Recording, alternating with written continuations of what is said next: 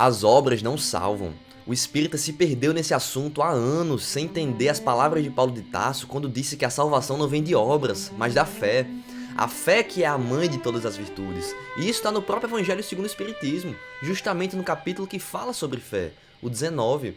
Essa é uma verdade tão grande que Jesus mesmo mostrou isso e o apóstolo Paulo apenas desenvolveu, evidenciando o perigo de nos apegarmos às obras como meio para se chegar à salvação. Vejamos a parábola do óbolo da viúva. Quem foi que o Cristo disse que deu mais de si? A viúva, porque ela evidenciou algo que nenhum outro havia evidenciado antes. O sentimento de fé envolvido na obra que realizou. E é nisso que consiste a caridade. Os outros deram muito, mas para receber os aplausos, enquanto ela passou pela humilhação de ser vista dando apenas 2 moedas. Ela preferiu passar por isso para dar sua oferenda. Jesus nos mostra a diferença entre a prática da caridade e a prática das boas obras. Caridade exige sacrifício, mas a obra não exige nada a não ser a comodidade e a vaidade que são características da carne e não do espírito.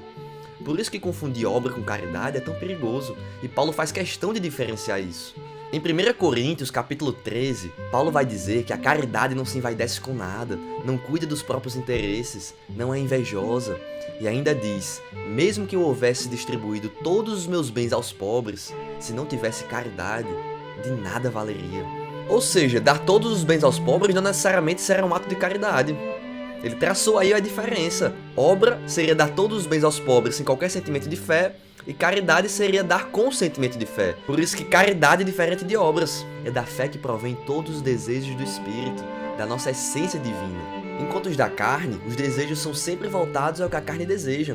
Vaidade, autossabote, interesse próprio, comodidade. O Espírito José vai falar em um Evangelho segundo o Espiritismo o seguinte: a fé, divina inspiração de Deus, desperta todos os instintos nobres que conduzem o homem ao bem. É a base da regeneração. Para isso, Jesus colocou como exemplo alguém que deu tudo o que tinha. Foi bem radical mesmo, porque quem dava do que estava sobrando, como nós fazemos, dificilmente estava empenhado em se melhorar espiritualmente com cada obra que fazia. Às vezes fazemos só para enganar nossa consciência. Nossa vida continua a mesma bagunça e achamos que com doações, até de valores elevados, corrigirá o que precisa ser corrigido por dentro. Jesus fez um contraste entre o que é caridade e o que é obra. E Paulo desenvolveu sabiamente. Vejam o que ele disse: distribuir todos os seus bens aos pobres sem caridade não valeria de nada. Se a prática das boas obras salvasse, as pessoas que estavam dando rios de dinheiro ao templo seriam passíveis de evoluírem espiritualmente mais do que as que deram menos. E é então que Jesus entra, mostrando que o que salva mesmo é a caridade, a boa obra envolvida de sentimentos nobres que ultrapassam até a humilhação. Esses sentimentos são provenientes da fé, originários do Espírito, meio por onde Deus atua em nós. Paulo fecha o capítulo 13 de 1 Coríntios dizendo que entre a fé, a esperança e a caridade, a maior das virtudes é a caridade. Claro, não contradiz nada do que já falamos aqui. É por isso que ele diz que ainda que tivesse a fé ao ponto de transportar montanhas, se não houvesse caridade, de nada valeria também. Por isso que fora da caridade não há salvação. A fé é mãe da caridade. Se praticarmos a caridade sem fé, não será caridade, será obra. E se temos fé, mas não praticarmos a caridade, nossa fé será morta. A compreensão da fé leva à compreensão da caridade. O perigo de nos preocuparmos com a prática da caridade antes de compreendermos o que é fé é de nos apegarmos à prática de gestos de amor achando que é caridade.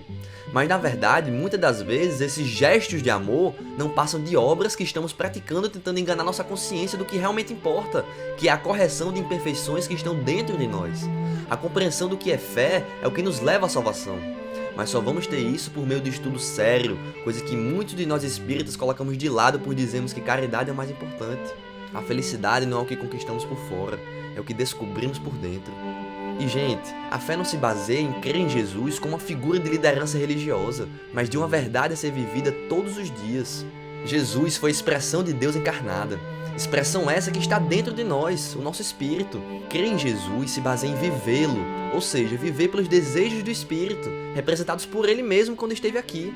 Paulo disse: se tens fé, tem-na em ti mesmo perante Deus. Mal sabemos que o que precisamos está mais perto de nós do que imaginamos. Pedimos todos os dias para vir a nós o reino do Pai quando fazemos a oração dominical. Só que esse reino já está dentro de nós e precisamos encontrá-lo nascendo de novo, conforme Jesus disse. É nisso que consiste a fé. Precisamos buscar nos afastar da carne e nos aproximar do Espírito. Isso exige sacrifício, não comodidade. Seria fácil demais se a prática das boas obras salvasse, não acha?